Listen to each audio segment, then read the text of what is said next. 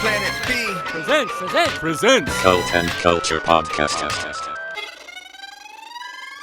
So you loosely made this comment saying that if you want to do art on your own terms, be it, whatever, however obscure you want it to be, you have to do it for 40 years as an intern for yourself. No, till you're 40 years old, maybe. Not for 40 full years. For 40 years. Well, first of all, you need to have somebody like it. Even in the beginning, they can all hate you.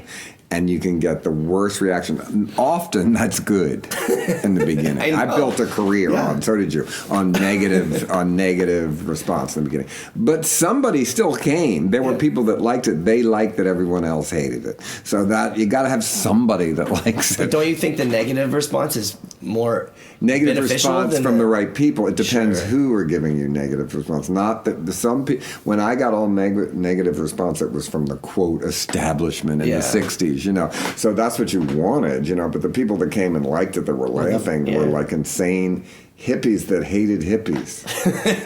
That's who, because my movies were made to offend hippies. Yeah. Even though I was a liberal, I looked like a hippie, I was a yippie, but still, I was in that culture, certainly, So we made movies to offend the very people that came to see them in a humorous way and to test their limits. But no one had the guts to do that. I don't know about guts. I didn't know what else to do. I didn't think I was brave. I was just trying to make myself laugh, and other people like me. It was like pothead humor for people that were pissed off and, were sick of peace and love. And so, but then you have to have somebody has to like it. The public, the press can hate it, the critics can hate it, but somebody has to like it. But each time you get a little more. I mean, I certainly never had any overnight success in any way. Things gradually went up and down, like growth stocks. So, if somebody asked me what changed your life over the night, Pink Flamingos played all over the country and never played in New York. And finally they let us play one night at the Elgin Cinema, midnight. 40 people came. They said, you have one more weekend. We went the next week. There was a line around the block. My life changed that night. My life changed when Hairspray won the Tony.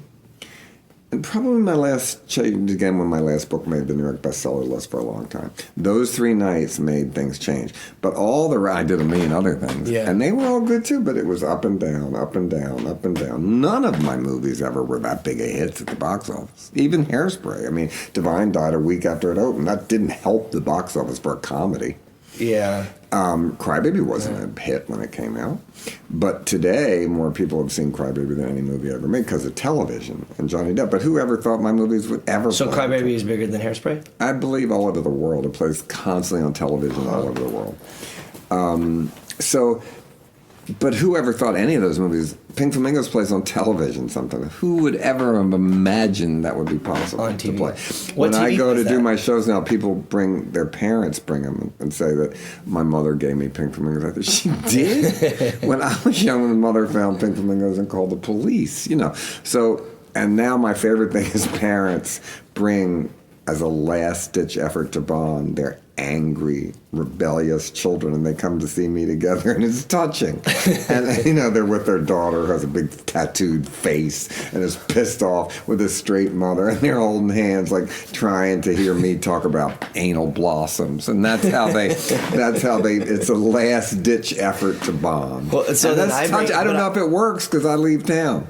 But it happens a lot now. But I brought my mom to see you. So I know. I think reverse. It's weird. Yeah, it's weird. You're trying to, Mom, get weird. Come on, let's go. And another thing that happens is people wait in line to see me, and then this has happened 3 times this year. The boy gets down on his knees, takes out a ring box, and asks the girl to marry him in front of me. I don't get it. So that's the thing is, do you see a parallel with, movie stuff as far as because with music it's always you have to play this kind of shit, you have to play this kind of. It's all the same. The more money they give you, the more they're going to have to say about it, and you get used to that. Yeah. You want freedom, make it cheap. Do it and do it yourself. You want to get rich, listen to a lot of people, and there's some kind of middle you got to find. If people are going to give you a whole lot of money, they're going to have something to say. Yeah. But you got to learn how to live with that and make that fine. Sure. I went through the whole Hollywood situation. I don't have any complaints about it. Yeah. I remember nights of terror and nights of market testing and all the nightmare of Hollywood. But in the long run, I made the movie I wanted to make. You got to negotiate with it. Yeah. But if they give you a lot of money, they're definitely going to say something. Yeah. Even if it's a record deal, the same thing. They're gonna say something.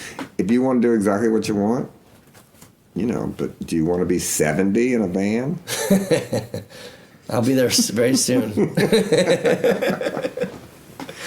If I'm 70 in a van, I at least want a driver. Yeah. Or bail money.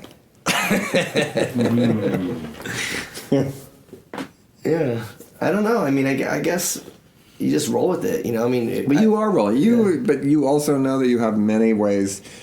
You've had many groups. You go from one thing to another. You have a company. You have to have backup careers always that you like the same. Or they all kind of work and they all work together. Yeah.